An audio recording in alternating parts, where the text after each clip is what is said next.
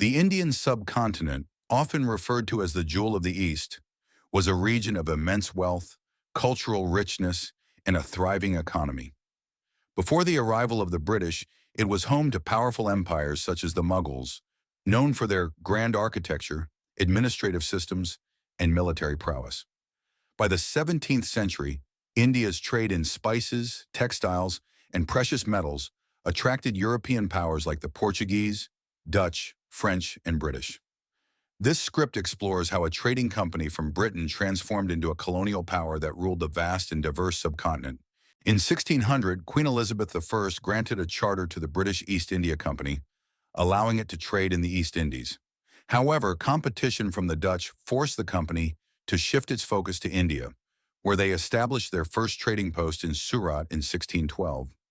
Over the next century, they secured key footholds in Madras in 1639, Bombay in 1661, and Calcutta in 1690. Initially, the British maintained cordial relations with local rulers, focusing on trade and avoiding political entanglements.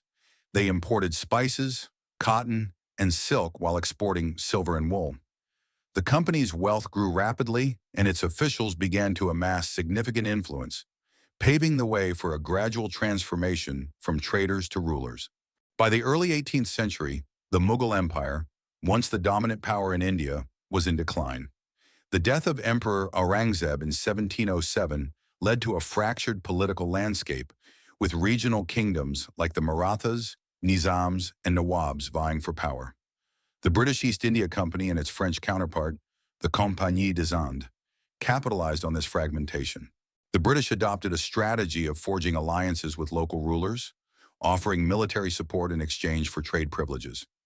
This approach culminated in the Carnatic Wars, 1746 to 1763, a series of conflicts between the British and French in South India.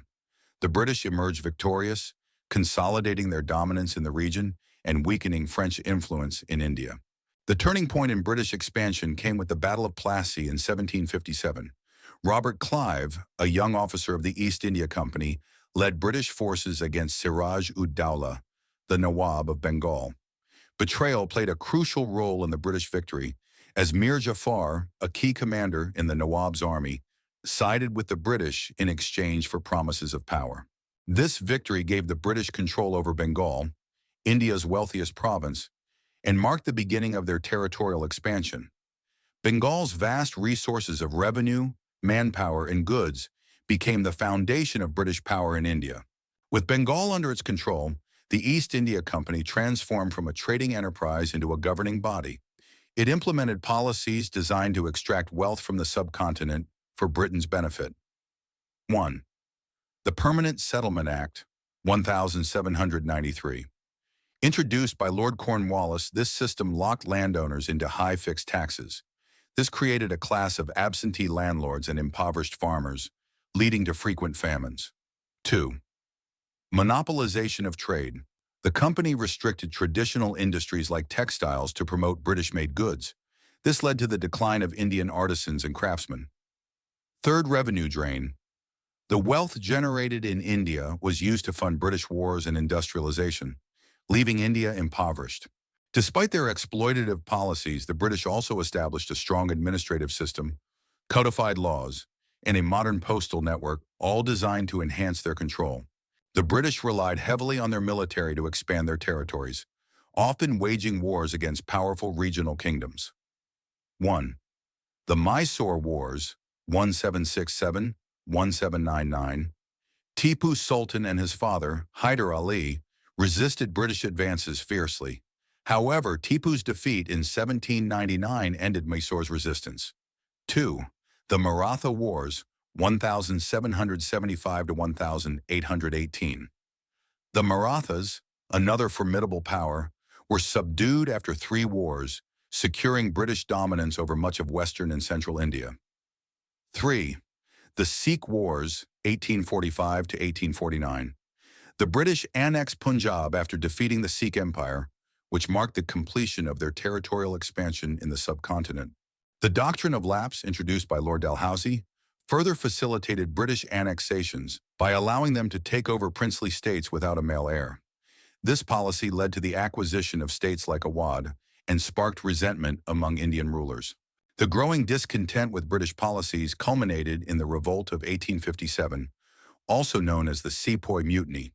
Triggered by cultural and economic grievances, the revolt saw widespread participation from soldiers, peasants, and rulers like Rani Lakshmibai and Bahadur Shah Zafar. While the rebellion was ultimately crushed, it exposed the weaknesses of the East India Company's rule. In its aftermath, the British Crown took direct control of India, marking the beginning of the British Raj in 1858. Under direct Crown rule, India was governed as a colonial possession. The British invested in infrastructure like railways, telegraphs, and modern schools. But these developments primarily served their interests. Economic policies favored British industries, leading to the deindustrialization of India and increasing poverty. While the British maintained a facade of benevolent rule, their exploitative policies led to devastating famines, such as the Bengal famine of 1943, which killed millions. The period also saw the rise of an educated Indian elite who began demanding self-rule. To maintain control, the British adopted a policy of divide and rule, exploiting divisions along religious, caste, and regional lines. By encouraging distrust between Hindus and Muslims, they weakened potential opposition to their rule. This policy not only secured British dominance, but also laid the groundwork for communal tensions that would have lasting effects on India's future. By the early 20th century, the Indian independence movement had gained momentum under leaders like Mahatma Gandhi, Jawaharlal Nehru, and Muhammad Ali Jinnah. World War II further weakened British resources and resolve, forcing them to negotiate India's independence. In 1947, the British withdrew, but their departure was marked by the partition of India into two nations, India and Pakistan.